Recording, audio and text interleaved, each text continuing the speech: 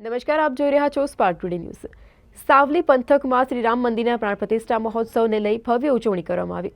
અયોધ્યામાં રામ મંદિરની પ્રાણ પ્રતિષ્ઠા મહોત્સવને લઈને સમગ્ર દેશ વિદેશમાં અનેરો ઉત્સાહ વ્યાપી ગયો છે, ત્યારે સાવલી નગર અને પંથકમાં પણ રામમય વાતાવરણ જામ્યું છે। નગરમાં અનેરા ઉત્સાહ સાથે રામ ભક્તો દ્વારા ઠેર ઠેર લાઇટ ડેકોરેશન, રામધજા, ફૂલહાર સજાવટ, મંદિરોમાં પૂજન અર્ચન, ભંડારા, મહાપ્રસાદી અને ઓન સ્ક્રીન વડાપ્રધાન નરેન્દ્રભાઈ મોદી દ્વારા કરાયેલ અયોધ્યાનું લાઈવ પ્રસારણ નિહાળી સ્થાનિક ધારાસભ્યે રામજી મંદિરે આરતી કરી વધામણા કર્યા હતા। તો જિલ્લાના સાવલી પંથક જે છે તે રામમય બન્યું। વડોદરા ગ્રામ્ય 135 વિધાનસભા વિસ્તાર વડાપ્રધાન નરેન્દ્ર મોદી દ્વારા અયોધ્યામાં કરાવેલ પ્રાણ પ્રતિષ્ઠા મહોત્સવ ઐતિહાસિક ઘડીના ઓન સ્ક્રીન સહભાગી બન્યા હતા।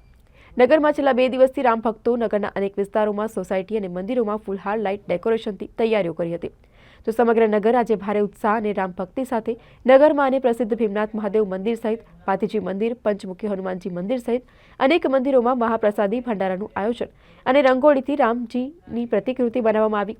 અનેક જગ્યાઓ સહિત નગર મધ્યમાં આવેલ રામજી મંદિરે ધારાસભ્ય કેતન ઇનામદાર સહિત વડાપ્રધાન દ્વારા કરાયેલ અયોધ્યામાં શ્રી રામ મંદિરના પ્રાણ પ્રતિષ્ઠા મહોત્સવ નિહાળી ઐતિહાસિક ઘડીના સાક્ષી બની અને જય શ્રી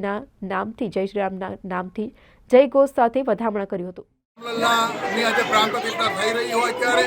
સમગ્ર દેશ આજે રામના નામની ભક્તિ કરી રહ્યો છે, રામ નામ જપી રહ્યો ત્યારે રામમય બનેલા દેશને ભગવાન રામથી આ દેશને મહાસત્તા તરફ લઈ જાય અને આવી એકતા અખંડિતતા આ દેશમાં રાખે એવી પરમ કૃપાળુ પરમાત્માને પ્રાર્થના કરીએ છીએ। ના ભૂતો ન ભવિષ્યથી આ દિવસની જે લોકો રાહ જોતા હતા અને આ ઐતિહાસિક ઘડીને આપણે સૌ સાક્ષી બન્યા છે ત્યારે આજના દિવસે અમે સૌ પોતાની જાતને સૌભાગ્યવતી સમજીએ છીએ અને